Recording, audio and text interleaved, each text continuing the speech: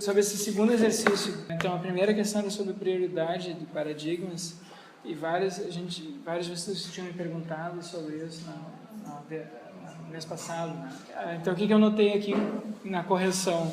Tem três sentidos, pelo menos três sentidos. O Kuhn apresenta vários argumentos, várias pessoas comentaram esses vários argumentos que o Kuhn apresenta nesse sentido para a noção de prioridade.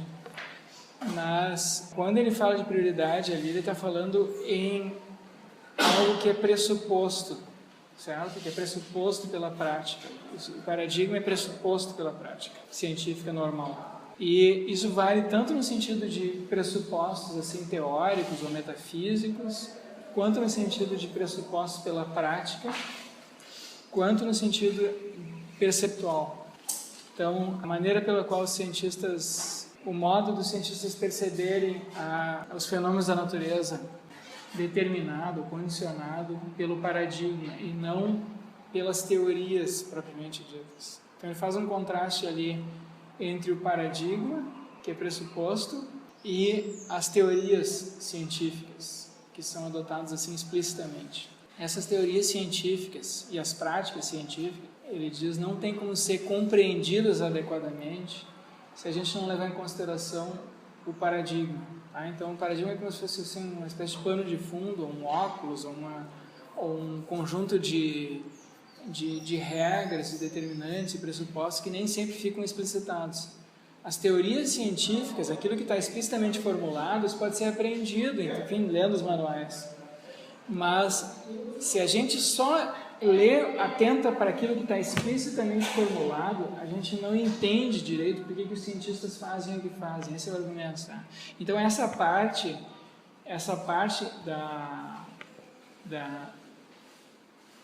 a explicação da prática científica como um todo tem que levar em consideração o modo como os cientistas associam as teorias ao que eles estão percebendo, quer dizer, as aplicações.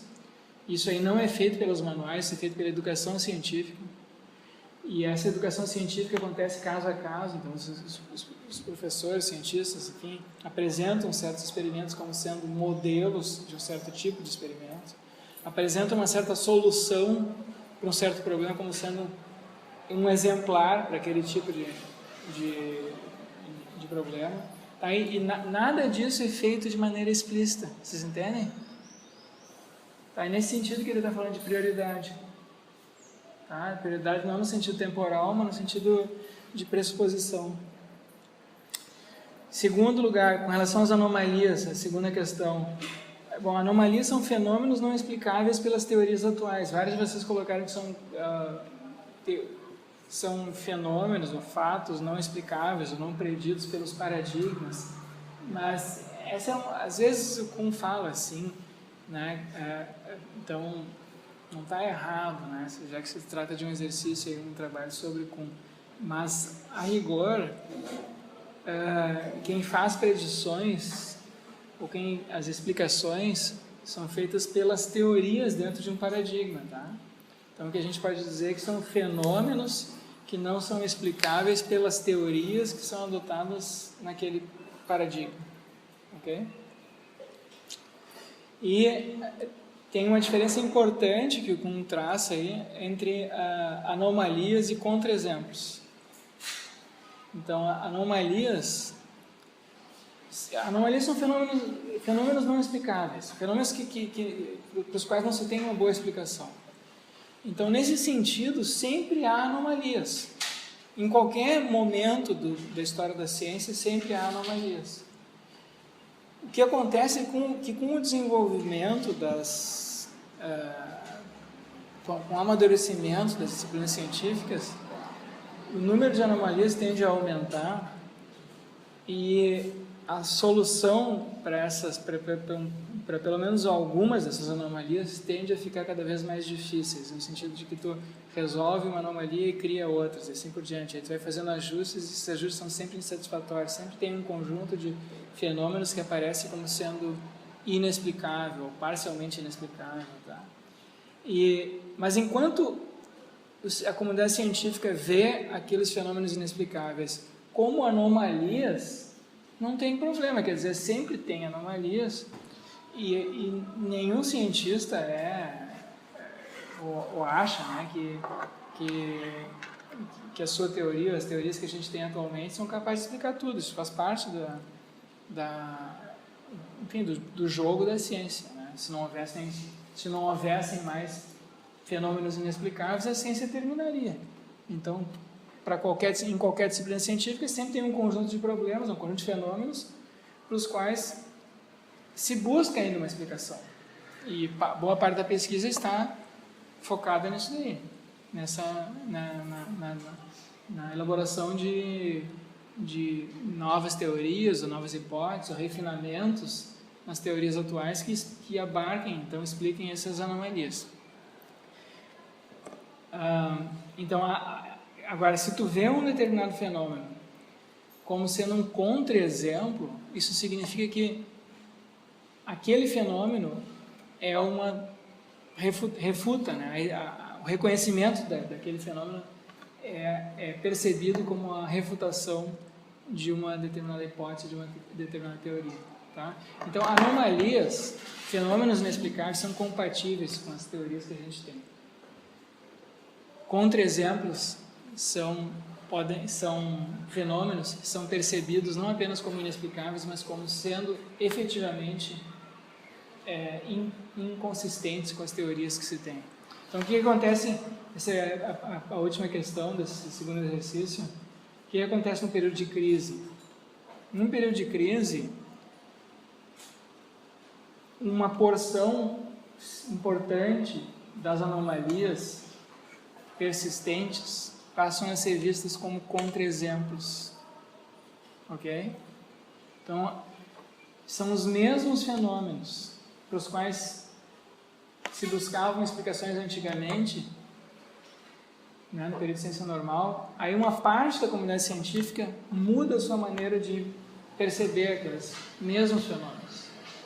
E eles perdem a esperança ou a expectativa de que o desenvolvimento de novas teorias dentro daquele mesmo modelo, daquele paradigma, vai futuramente resolver aquela questão, vai conseguir explicar aqueles fenômenos.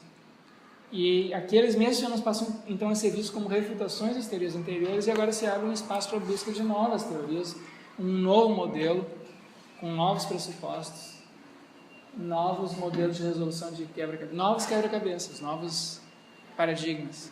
Tá? Então a gente tem a crise, é o período inicial disso que o Kuhn chama de ciência extraordinária, que compreende a crise, que é essa perda de fé no paradigma anterior por parte da comunidade científica, não por toda, sempre tem variações, né? A gente tem uma parcela importante da comunidade científica que geralmente permanece ligado, aceitando o modelo anterior, o paradigma anterior, mas uma parcela, a comunidade científica se divide.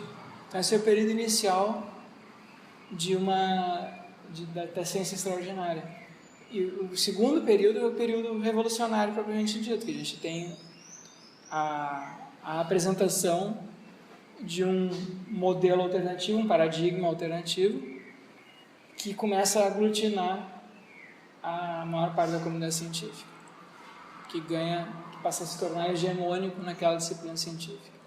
E aí a gente tem a revolução. Então, crise e revolução são os dois períodos, né, do que o Kuhn chama de ciência extraordinária. Tá? Ok. Sobre o terceiro exercício que eu passei agora, que vocês também entregaram agora, alguma questão?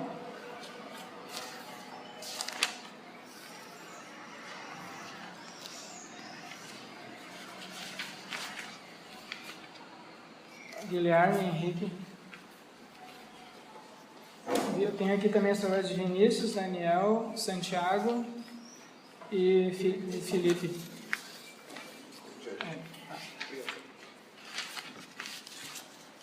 Alguma questão sobre isso que vocês estão me entregando agora? O capítulo 7, para uma anomalia originar uma crise deve ser algo mais que uma simples anomalia, isso que eu estava falando antes. Sobre Newton e Einstein, porque um não é um desenvolvimento do outro, tá? E qual era a outra questão? A após uma revolução, os cientistas reagem a um mundo diferente, certo? Alguma questão sobre isso aí? Tá bom.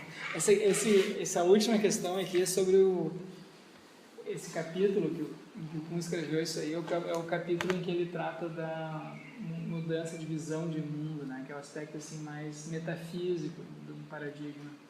Certo? Então esse é o capítulo mais filosófico do livro e é o capítulo também mais controvertido assim, dentro da filosofia da ciência. Né?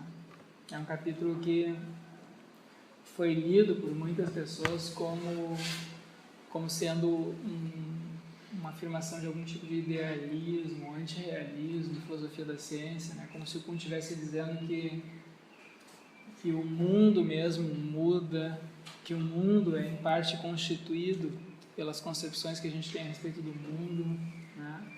Então teve muita gente, então isso gerou muita controvérsia. Como eu falei para vocês, o Kuhn procurou na obra posterior se desvincular dessas leituras, né? Ele manteve uma posição assim mais realista. Tá, alguma questão, comentário? Não? Então vou falar um pouco hoje para vocês sobre realismo e antirrealismo.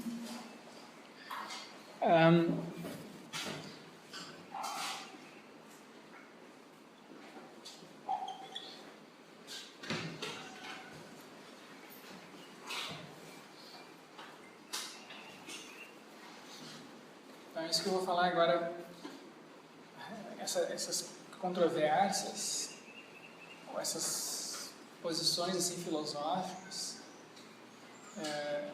que apareceram aí na filosofia da ciência, elas têm correlatos em todas as áreas da filosofia. Se vocês encontrassem discussões sobre realismo, antirrealismo, o vocabulário muda um pouco, mas as concepções de fundo, os argumentos são parecidos. Vocês vão encontrar isso em ética, em estética, em filosofia do direito, em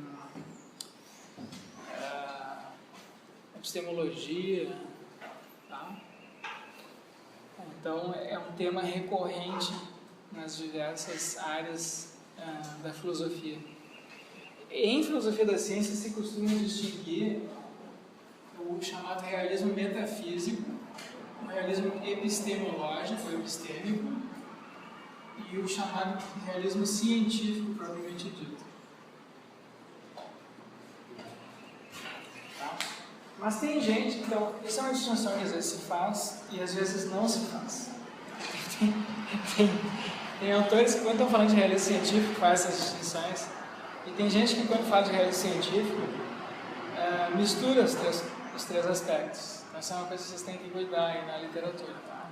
Então, por exemplo, um autor que não faça a distinção, que quando fala de realismo científico, ele está pressupondo realismo metafísico e realismo epistêmico, é um dos autores mais influentes, um dos realistas científicos mais influentes da filosofia contemporânea, que é um sujeito chamado Stathis Psillos. Ele escreveu um livro, há uns anos atrás, defendendo o realismo científico, e ele não faz a distinção, tá? Quando ele fala de realismo científico, ele pressupõe realismo metafísico, realismo epistêmico, e isso que eu vou chamar agora de realismo propriamente científico. Tá? Então eu vou fazer essa distinção, mas já avisando que nem todo mundo faz, então vocês têm que ver, a distinção do ponto de vista conceitual pode ser feita, embora nem todos a façam, e para alguns propósitos não é necessário a gente fazer. Tá? Mas do ponto de vista assim, conceitual, a distinção que a gente pode fazer é uma distinção entre o realismo metafísico, que é uma afirmação a respeito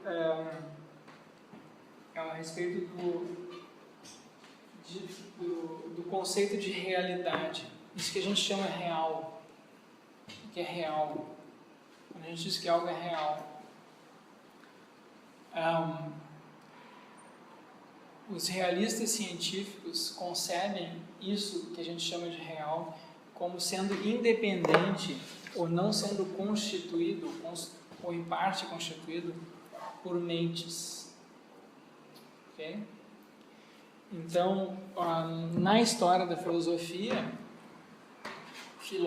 um tipo de filosofia não realista é a filosofia idealista. Então, a filosofia idealista aqui, o idealismo, é a concepção segundo a qual, em parte, ou em todo, depende da versão do idealismo, a realidade é produzida ou constituída por mentes, ou mentes humanas, ou mente de Deus, ou alguma mente. Tá? E o realismo diz não. Se algo é real, então mesmo que nenhuma mente perceba ou tenha pensado a respeito dessa coisa, ela continua existindo do modo como é.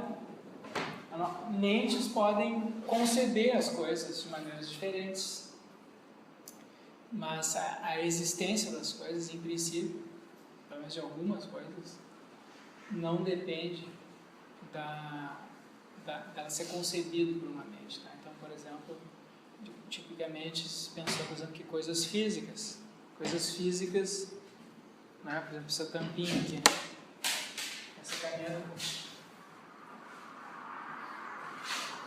ela pode ser concebida de maneiras diferentes, por pessoas diferentes, mas se não houvesse nenhuma mente no universo, a tampinha continuaria sendo a tampinha que é. Certo? Se não houvesse nenhum ser humano, nenhuma outra mente, nem mesmo mente de Deus, a Terra continuaria sendo o planeta Terra, continuaria sendo o planeta Terra, enfim, né? Coisas assim. Então, a contraposição disso são filosofias de tipo idealista que consideram que em parte, pelo menos, não há como algo ser considerado real sem que uma mente conceba. Ok? Então, vocês pensem, por exemplo, na filosofia kantiana, que é uma versão assim mais moderada do idealismo, mas o Kant afirma que o conceito de realidade é uma categoria da mente humana. Ok? Então, isso que nós chamamos de real, quando a gente concebe algo como sendo real, a gente está submetendo aquilo que a gente está percebendo a categorias da nossa mente. Então não há como a gente conceber algo como sendo real, pensar, nem mesmo imaginar algo como sendo real, senão usando categorias que nós já temos.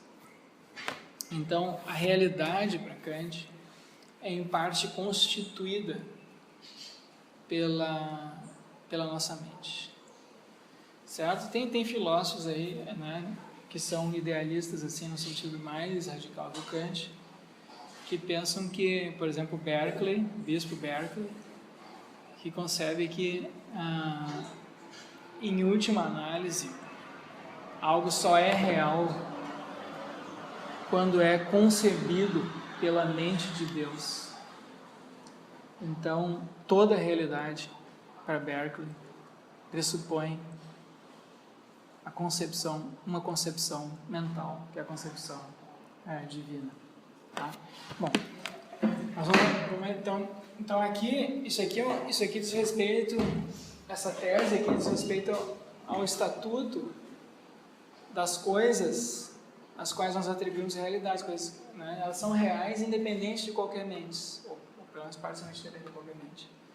Mentes podem conceber de maneiras diversas essas coisas que existem no mundo. E a verdade ou falsidade dessas concepções depende da adequação da nossa concepção à mente. Então, os filósofos do tipo metafísico, realistas, tendem a ter uma concepção correspondentista da verdade. Quando a gente anuncia um enunciado, a verdade ou a falsidade de um enunciado a respeito do mundo, depende de algum tipo de correspondência, ou depende de algum tipo de acordo do que é dito com a realidade. Tá? Então, essa realidade, portanto, tem que existir. Para ver essa correspondência, essa realidade tem que existir de maneira, pelo menos parcialmente ou totalmente, independente da maneira como a gente descreve. Porque, senão, a gente teria meramente uma espécie de acordo ou coerência interna aqui entre o modo como a gente concebe as coisas e o modo como as coisas são. Mas o modo como as coisas são é em parte constituído pelo modo como a gente concebe. Então, em última análise, a gente teria uma espécie de coerentismo. Entende?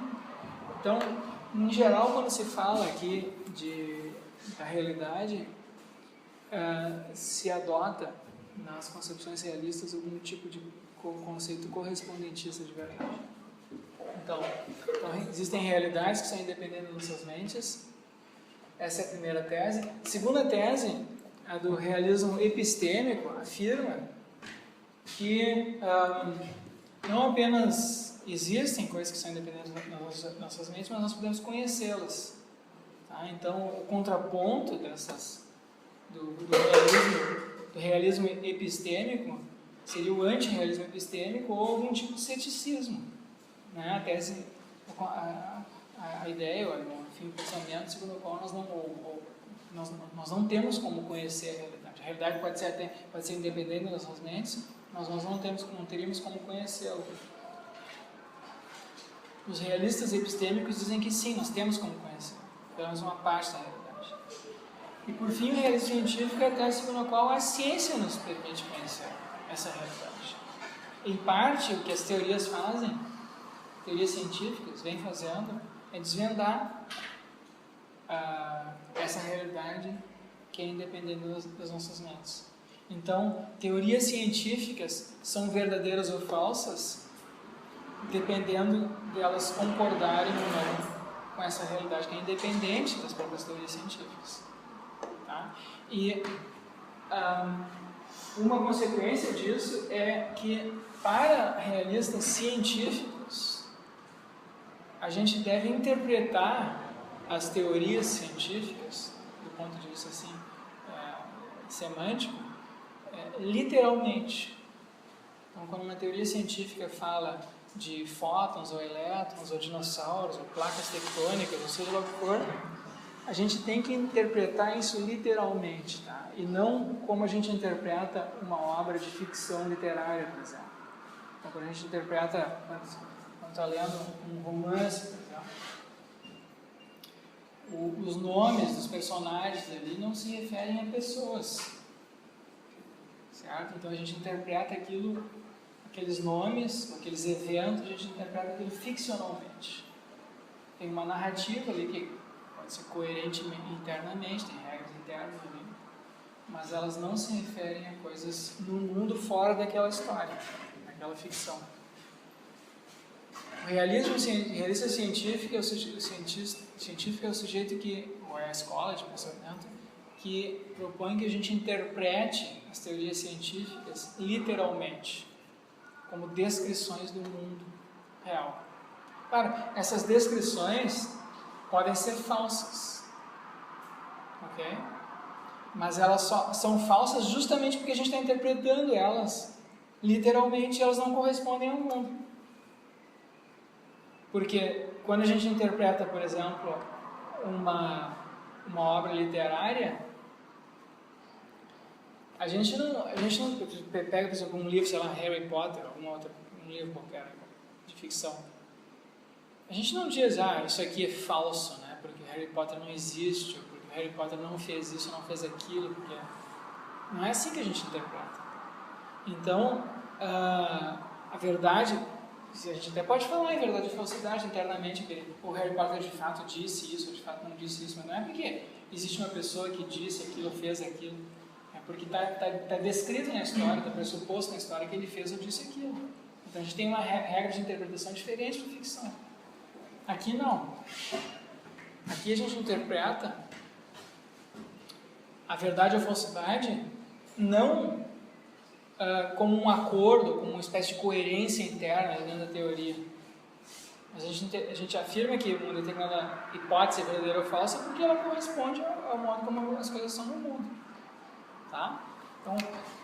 Então, aqui a contraposição que se faz aqui é entre filósofos que são antirrealistas. O antirrealismo científico. O antirrealismo científico tem vários tipos, né, de realismo científico. Também tem vários tipos de realismo científico aqui. O antirrealismo científico propõe que a gente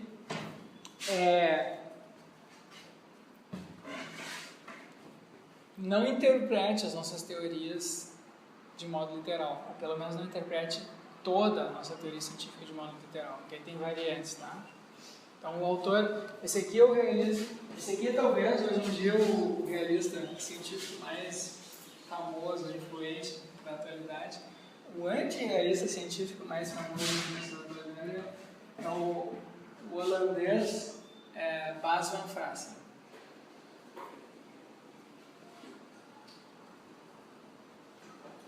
Ele defende um tipo de antirrealismo científico que ele chama de empirismo construtivo, é o nome da tese que ele defende.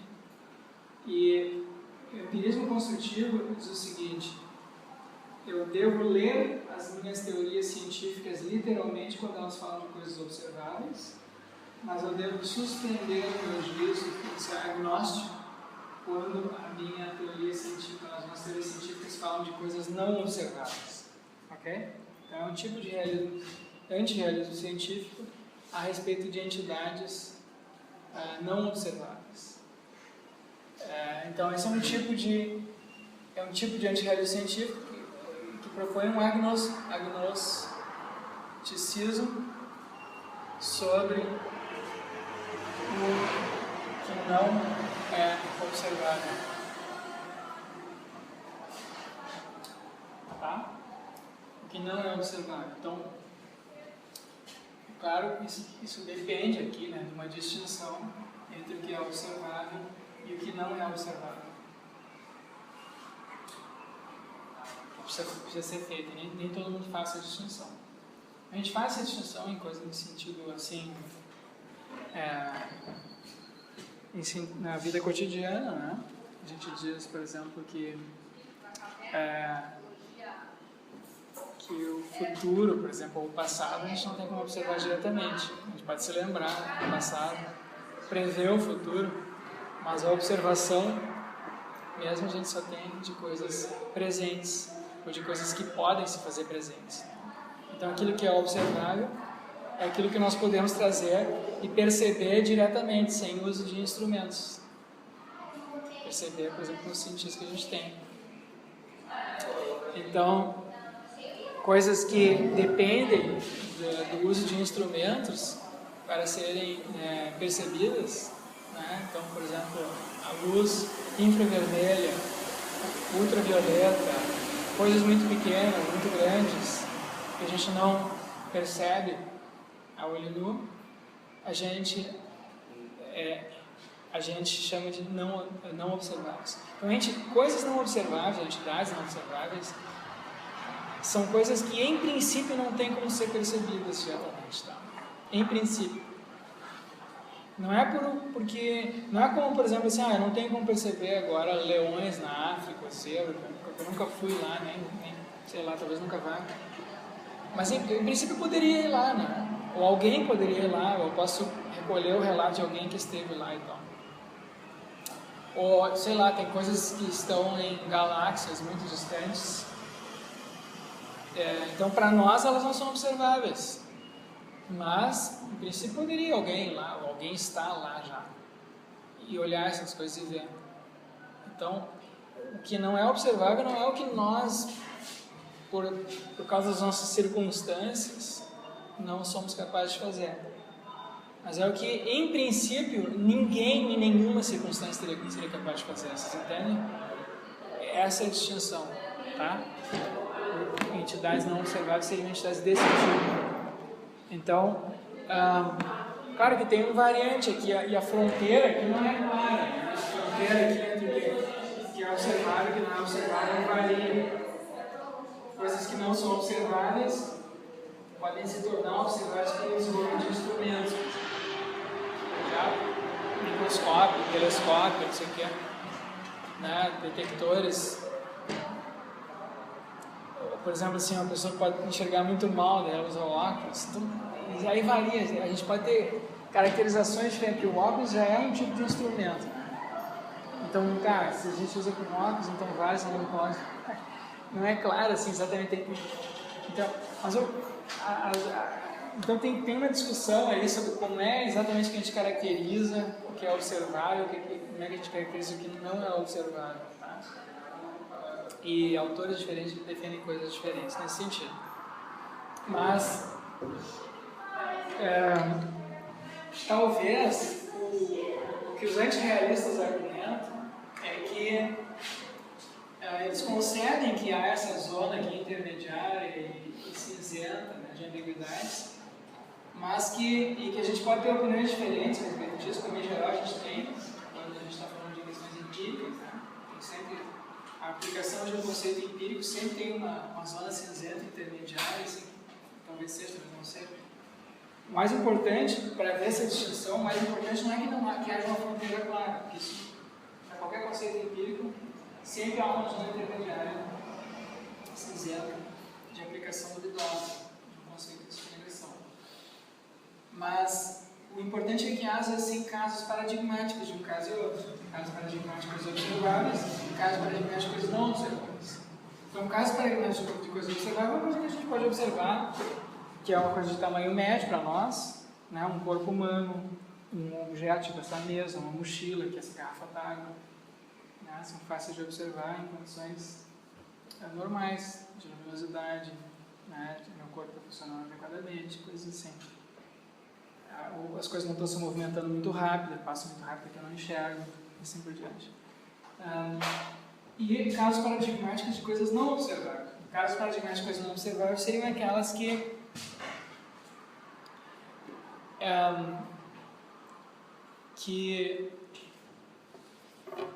mesmo com o uso de instrumentos, quer dizer, que só podem ser detectadas, coisas que só podem ser detectadas indiretamente por meio de instrumentos, e cuja detecção pressupõe que a gente interprete aquele resultado obtido por meio de instrumento, por meio de uma teoria. A gente precisa de uma teoria para interpretar o resultado daquele aparelho. Tá? Então, é uma entidade, então, tipicamente, por exemplo, fótons. A gente precisa de uma teoria que descreva o resultado de determinados detectores de partículas como sendo fótons. A máquina, esses detectores de partículas, eles não são que nem lentes assim, lupas ou microscópios que amplificam no telescópio, que ampliam a nossa visão. Eles são, eles interagem com determinados objetos, e o que a gente tem ali é um registro físico que aparece assim na forma de, sei lá, que é transformado em outro tipo de sinal, um sinal luminoso, sonoro, e agora esse outro sinal luminoso, o sonoro, a gente interpreta como sendo o registro de partículas. Então a gente precisa de uma teoria, para construir aquela máquina e depois interpretar o que aquela máquina está fazendo. Então, em princípio, né, essas teorias atuais sobre fótons, se forem verdadeiras, em princípio a gente não tem como ver fótons. Porque para a gente ver qualquer coisa, muitos fótons têm que estar atingindo os nossos olhos simultaneamente. E, por exemplo, assim, então, para as células dos nossos olhos serem ativadas, células visuais serem ativadas, pelo menos 6 fótons tem que atingir uma célula simultaneamente para essa célula ser ativada. E mesmo se isso acontecer, a gente não vai ver nada, né? Porque vai ter um registro ali cerebral, mas a gente não vai ter propriamente a visão de nada. Então em princípio, para nós é impossível, tá? ver fótons individualmente, não são. Então esses filósofos dizem que a luz é invisível. Se a luz é feita de fótons, a luz é invisível. O que a gente vê são objetos na presença de luz, mas a luz mesmo é invisível. Tá? Mesma coisa por exemplo, dinossauros, certo? Dinossauros, a gente não tem como ver dinossauros. Dinossauros são entidades teóricas da biologia e são postulados para explicar o que a gente de fato observa, que são fósseis, pedras, não são nem ossos, são pedras. Então precisa de uma teoria agora, uma teoria sobre como ossos podem se mineralizar, se transformar em pedras sob circunstâncias. Isso é da teoria da evolução para explicar, né, o desenvolvimento dos dinossauros, o que aconteceu depois. Tu precisa de uma teoria geológica para explicar o que aconteceu com a Terra, que levou à extinção daqueles bichos, e assim por diante. São várias teorias. Então a gente não tem como observar aquilo. A postulação da existência de dinossauros há milhões de anos atrás é uma postulação teórica, depende de uma teoria. Não tem como ser inspecionada diretamente. Então esses são casos de entidades não observáveis, tá? São casos paradigmáticos de entidades não observáveis. Então, o que o Van Fraassen diz? Olha, sobre essas entidades aqui não observáveis, eu suspendo meu juízo, sou agnóstico. Se existem fotos ou não existem fotos, eu sou agnóstico. Porque eu não tenho como diretamente inspecionar. A gente tem indícios disso, mas eu não tenho como dizer se existe ou não, porque eu posso ter esses indícios. A gente teve a gente teve muitos casos de teorias no passado que postularam entidades não observáveis que na verdade não existem, que depois se descobriu não existiam. Hoje a gente acha que não existem. E então as teorias atuais também, pode acontecer a mesma coisa. Pode acontecer com as teorias atuais, que postulam entidades não observáveis, que no futuro se descobre que as teorias atuais são falsas. E essas entidades atuais não observáveis que a gente hoje acredita que existem, no futuro talvez se diga não existe. Tá? Então, mesmo que isso pareça improvável para nós agora, quando a gente diz que certas coisas existem, que a gente não observa, a gente está se baseando em indícios bem consolidados. Né? Mas essa mesma situação aconteceu no passado, quando os cientistas afirmavam a existência de coisas não observáveis no passado, eles também estavam usando todos os indícios que eles tinham à disposição. Então a gente postula a existência de coisas não observáveis para explicar aquilo que a gente observa. Compreendem? Então a função das entidades não observáveis nas teorias é intermediária entre observações. Ela nos permite elaborar teorias que explicam aquilo que a gente observa, que prevêem novas observações, mas elas próprias não são observadas. Tá? Então elas têm uma função instrumental nas teorias.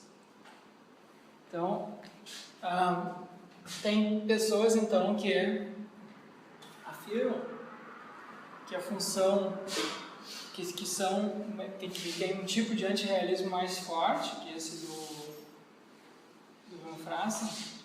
Então elas afirmam que toda a nossa ciência, tanto a observável quanto a não observável, que a função da ciência, a função das teorias científicas é funcionar como um instrumento. E a função das teorias científicas não é descrever a realidade. A função das teorias científicas é permitir que a gente faça certas coisas. Em particular, preveja fenômenos, controle a natureza. Então, a função das teorias científicas não é descritiva, ela é instrumental. Tá? Ela funciona como um instrumento de previsão, de observação. E aí tem gente que diz que esse papel instrumental não está limitado às entidades não observáveis, mas ele pertence a todas as entidades. Isso a gente faz também com relação às entidades observáveis. E por fim tem um conjunto ainda de filósofos que afirma que teorias científicas são como ficções. São ficções úteis para determinados propósitos. Então, que a gente não deve ler as teorias científicas literalmente, tá? Então houve uma grande controvérsia aí que tomou conta da literatura em filosofia da ciência, sobretudo a partir da década de 80, quando o Van Frassen publicou o livro principal dele, a Imagem Científica. E houve um vai e vem de argumentos.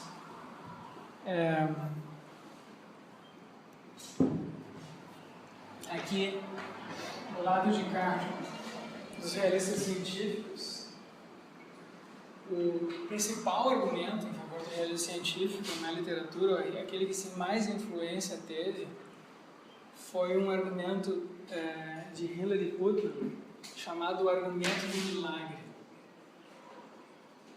ou do não milagre, tá? Argumento do não milagre, no miracles argument, não tem milagre.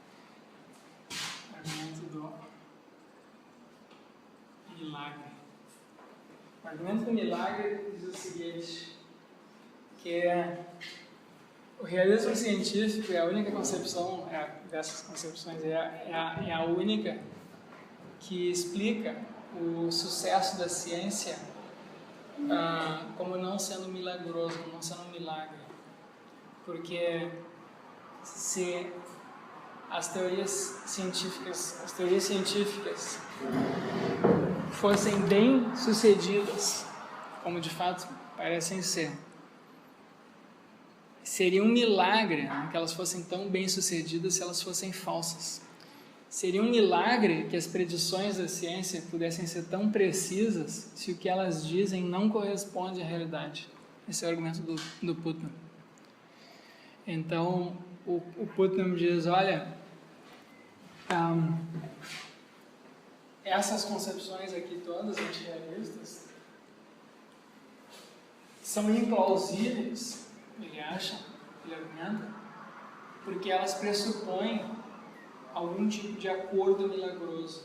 Um acordo milagroso entre teorias fictícias, meramente instrumentais, cuja verdade nós não temos como conhecer ou desconhecemos, e, no entanto, consegue fazer predições tão bem sucedidas. Então, ele diz aqui não, aqui a gente tem, do lado aqui dos realistas científicos, a gente tem uma explicação mais plausível do sucesso da ciência. A razão pela qual as teorias científicas são bem-sucedidas se deve ao fato de que elas estão descrevendo literalmente o mundo e acertando mais das vezes, ou acertando em aspectos importantes. Então, existe um progresso da ciência aqui que é afirmado, tá?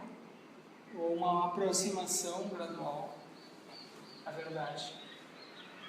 E o sucesso da ciência, o sucesso crescente das ciências na predição de fenômenos cada vez mais complexos e de maneira mais precisa se deve ao fato de que delas estarem descrevendo cada vez mais corretamente o mundo, que é independente das nossas mentes, das nossas concepções. Então esse é o argumento de Putnam, tá? É um argumento assim, é um argumento filosófico, né? Porque ele não exclui a possibilidade do antirrealismo ser verdadeiro. Ele é um argumento de plausibilidade. É um argumento que afirma que esse tipo de concepção aqui é implausível. Mas a plausibilidade é uma função, digamos assim, psicológica, né? Algo que pode ser plausível, pode parecer verdadeiro para mim, mesmo não sendo. Então, o argumento do milagre de Putnam não é um argumento de tipo definitivo, no sentido de que estão excluídas essas possibilidades aqui. É um argumento no sentido de que, pode ser que isso seja verdadeiro, mas é implausível. Então, não tenho boas razões para acreditar nisso. Eu tenho mais razões para acreditar nessa posição realista do que para acreditar nas concepções aqui antirrealistas. Ok? Então, em seguida, os antirrealistas começaram a apresentar contra-argumentos. E aí houve uma sequência aqui de vai e vem, né? vai e vem de argumentos. E nessa argumentação,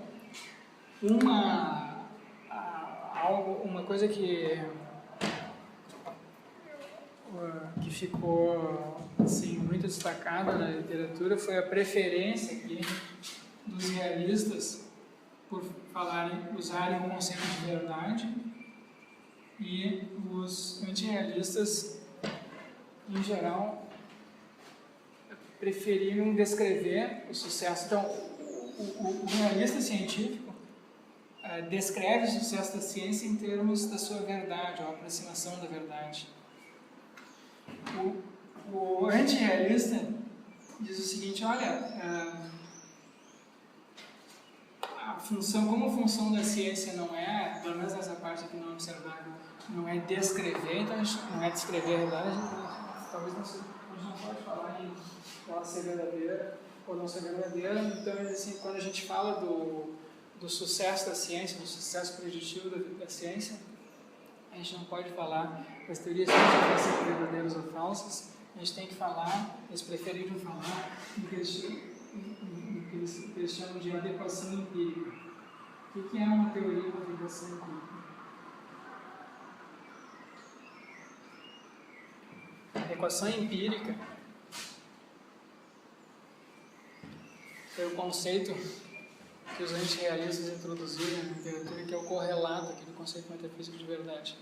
Uma teoria é empiricamente adequada quando ela prevê corretamente os fenômenos da natureza. Então, a previsão correta por uma teoria de fenômenos da natureza não pressupõe a verdade dessa teoria. Tá? Essa é a ideia. Eu posso prever corretamente novos fenômenos, eu posso fazer predições que se realizam sem que a teoria que eu uso para fazer essas predições seja verdadeira. Se ela acerta, ela é empiricamente adequada, mas que ela não seja verdadeira. E aí eles dizem, olha, tem muitos casos na história da ciência de teorias empiricamente adequadas, mas falsas. Por exemplo, a teoria newtoniana, enfim, a teoria ptolomaica, a gente viu aqui, são teorias que foram bem sucedidas na predição de fenômenos astronômicos, físicos, e que, no entanto, hoje nós consideramos falsas. Então, o que explica o sucesso daquelas teorias não pode ter sido a sua verdade, porque elas eram falsas. Então, a gente precisa explicar em termos da sua capacidade de prever fenômenos. Tá? E eles acham que o conceito de adequação empírica, portanto, é suficiente para explicar o sucesso da ciência. A gente não precisa do conceito de verdade, certo? Como oculta no suposto. Se não é verdadeiro, então é um milagre, tem esse acordo. Mas não precisa disso. Eu não preciso postular nenhum milagre, porque eu não preciso usar o conceito de verdade. Eu posso escrever em termos de adequação empírica. Mas foi um primeiro assim, movimento, né, nessa discussão que aconteceu a respeito da realidade, ou da verdade, das teorias científicas. Mas em seguida, os realistas científicos disseram, olha, vocês aqui estão usando um conceito de adequação empírica que é muito fraco, porque, em geral, quando a gente opta por uma teoria científica, a gente não opta por essa teoria, por ela, apenas por ela estar conforme aquilo que a gente observa. A gente também opta por teoria científica por elas permitirem a previsão de coisas que nunca foram observadas. E, em geral, na comunidade científica é comum esse ser um indício de tipo mais forte da verdade na teoria. Porque esse é um tipo de indício que, em geral, teorias ad hoc não têm, hipóteses ad hoc não têm. Hipóteses ad hoc são hipóteses que são formuladas apenas para tornar uma teoria compatível com observações que a gente já tem. Então, a probabilidade dessas hipóteses ad hoc serem verdadeiras é muito menor do que a probabilidade de uma hipótese não ad hoc, que é uma hipótese que prevê algo que nunca foi observado e depois se confirma. Então, os realistas insistiram que, em geral, quando há progressos na ciência, esses progressos acontecem em razão da adoção dessas hipóteses que não são ad hoc. E qual é a probabilidade disso acontecer, de derivar de uma teoria, um fenômeno nunca observado e depois se confirmar? Se isso acontecesse, mesmo a gente tendo uma teoria fictícia, isso seria quase um milagre da gente derivar de uma teoria que é uma ficção, um evento que nunca foi observado. Então, eles tomam como indícios da verdade tanto a adequação empírica, certo? Quanto a adequação empírica, quer dizer, a conformidade às observações, né? Essa conformidade às observações, quanto a previsão de novas observações.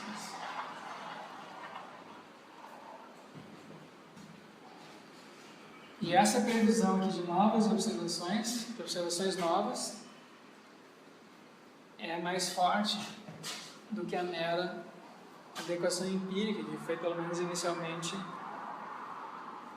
o conceito que foi usado pelos antirrealistas. Ok? Então teve esse jogo aqui dialético. Mas o que aconteceu em seguida? Em seguida na literatura? Os antirrealistas contra-argumentaram que também a previsão de novas observações foi feita na história da ciência por teorias falsas. Teorias falsas, às vezes, permitem a predição de novas observações. Então, a gente viu um caso aqui já, a teoria ondulatória da luz, né? A gente estava vendo lá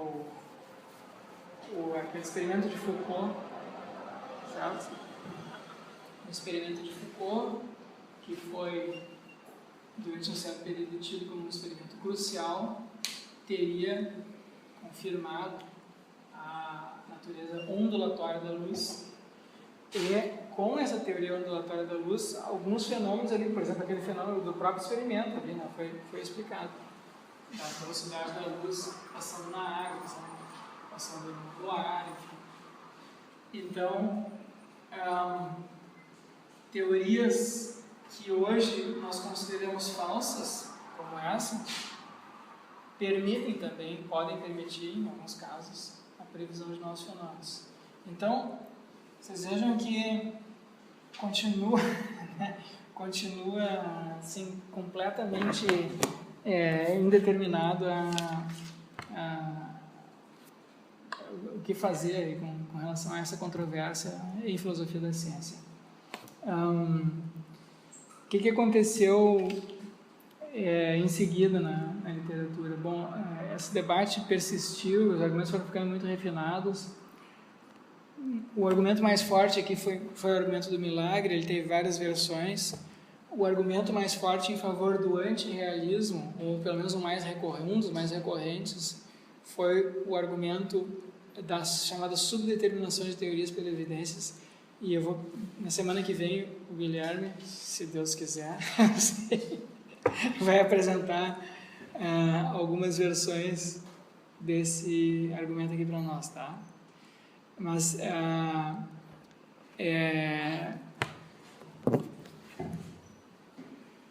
o que aconteceu em seguida na literatura, então eu vou deixar para o Guilherme fazer essa apresentação, mas o que aconteceu em seguida aqui na literatura?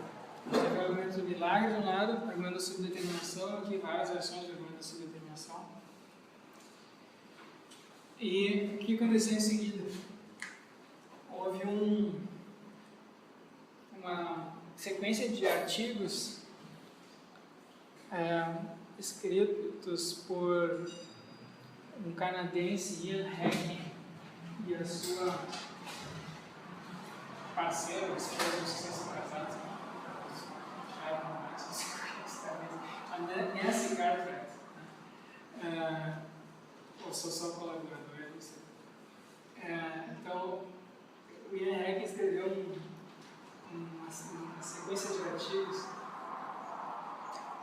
e nesses artigos que estão no livro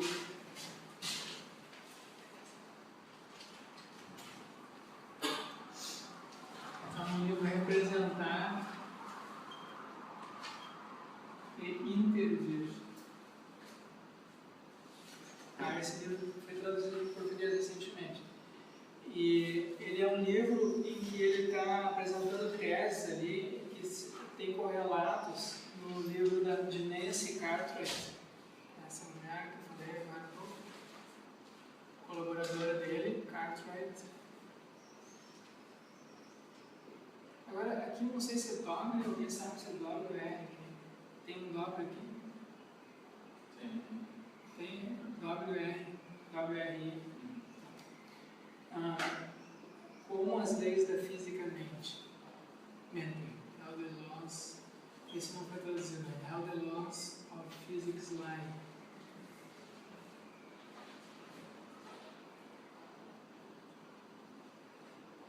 Não é uma pergunta, é uma afirmação. Ela vai explicar como as leis da física mentem. E, então,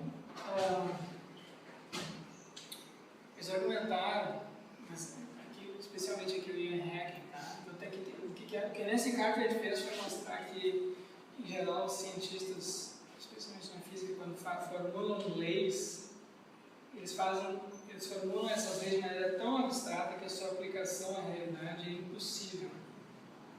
E que na prática os cientistas trabalham com modelos de generalizações, não propriamente com leis que não têm exceções, tá? Que não são aplicadas caso a caso. Então as leis da física nos dão uma imagem, mas em geral falsa da realidade.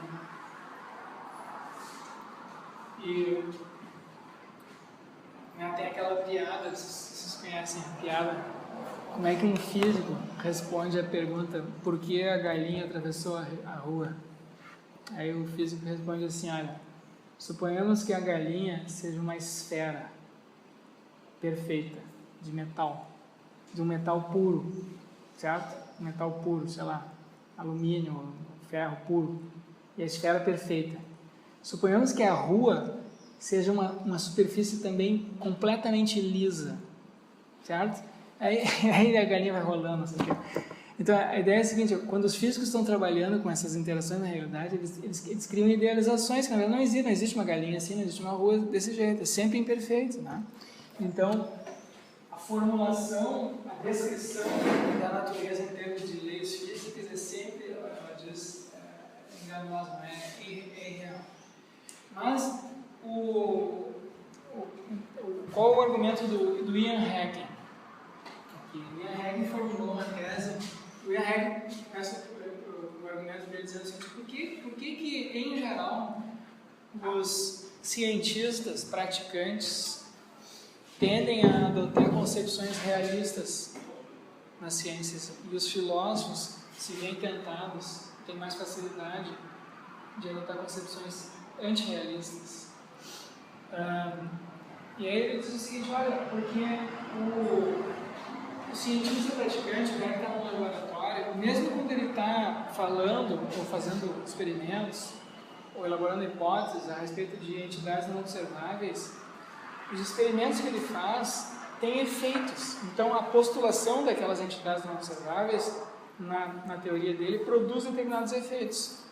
Tá? Então, para o cientista praticante, afirmar que uma entidade não observável é irreal, é fictício, é um mero instrumento, seria o mesmo como eu pegar um martelo, martelar um prego, produzir um efeito com um martelo. O martelo é um instrumento para produzir um determinado efeito. Então, um martelo, um prego na madeira, produz um determinado efeito. E diz, não, mas o martelo foi só um instrumento, não existe.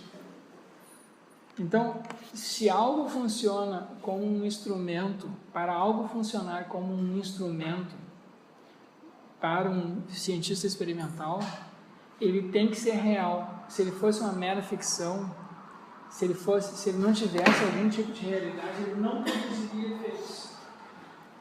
Então, o Ian Hacking formulou uma tese que hoje é conhecida como o chamado realismo de entidades.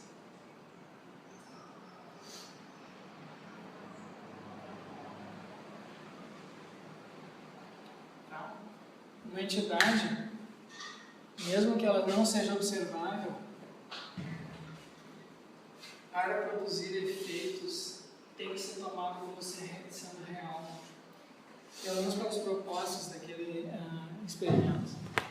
Então ele diz que tem uma diferença grande entre a atitude dos cientistas experimentais e a atitude dos cientistas assim mais abstratos, teóricos, aqueles cientistas que não fazem experimentos, cientistas que são como filósofos, cientistas que trabalham com a parte conceitual da ciência. Para esses cientistas, a ideia de que essas entidades podem não existir, ou podem ser ficções, ou podem ser meros instrumentos, é aceitável. Agora, para o sujeito que está efetivamente produzindo efeitos com aquela teoria, essa ideia é inaceitável. Então ele sugeriu nesse livro que essa controvérsia aqui entre realismo e antirrealismo em filosofia da ciência, ela é uma controvérsia persistente, recorrente, os argumentos vão se refinando, mas parece que nunca resolve a questão, porque no fundo ela tem a ver com atitudes diferentes que as pessoas têm com relação aos objetos da ciência. Então, se eu adoto a atitude de alguém que está meramente especulando, criando hipóteses, conjecturas, a possibilidade dessas conjecturas serem falsas está muito mais presente também. Por outro lado, se a minha atitude com relação às hipóteses científicas é no sentido de produzir, usar elas para extrair determinados efeitos, então a possibilidade dessas entidades não observadas serem falsas é insustentável para mim. Tá? Então, quando a gente está fazendo filosofia, e está lidando assim com a parte mais abstrata, né, das nossas concepções a respeito do mundo, começa a interferir, em parte, a nossa posição no mundo. Então, a minha atitude com relação ao mundo no qual eu me encontro. Então, atitudes iniciais diferentes com relação aos objetos da discussão podem levar a que argumentos diferentes, igualmente fortes, em sentidos contrários, tenham pesos diferentes para mim. Então, o Hacking explica por que isso para Hacking explicaria, né, por que concepções antirrealistas tendem a ser mais populares em filosofia, mas completamente impopulares dentro das comunidades de cientistas praticantes. Tá? Esse foi o argumento do Hacking. Outras complicações. Alguns filósofos argumentaram que os argumentos aqui em favor do antirrealismo dependem dessa distinção, que talvez seja ela própria em princípio insustentável, porque quando a gente afirma que um objeto é não observável, tanto no caso da gente quando a gente afirma que um objeto é não observável, quanto no caso que a gente afirma que um objeto é observável, a postulação de que se trata de um objeto depende, em ambos os casos, de uma teoria que diga que essas coisas existem. Então, tanto no caso de um objeto observável quanto no caso de um objeto não observável, existir a existência de um objeto não é diretamente consequência dele ser observado, porque muitas vezes a gente observa coisas no mundo, ou tem a experiência de que está observando, a impressão de que está observando coisas, e as nossas teorias nos dizem que aquilo que a gente está observando é irreal, não existe, é uma ficção, uma ilusão de ótica. Então, o juízo último a respeito da realidade ou irrealidade, o caráter real ou fictício de uma entidade, depende da teoria que a gente adota. Então, não é assim, primeiro a gente começa com objetos e aí desses objetos a gente formula uma teoria. Não é assim. Primeiro a gente adota uma teoria, a gente desde o começo já tem uma teoria. E a gente usa essa teoria para dizer o que existe, para prever novos fenômenos. E a existência ou não de objetos, tanto observáveis quanto não observáveis, é derivada dessa teoria que a gente adota. Então a nossa relação com os objetos do mundo é sempre mediada ou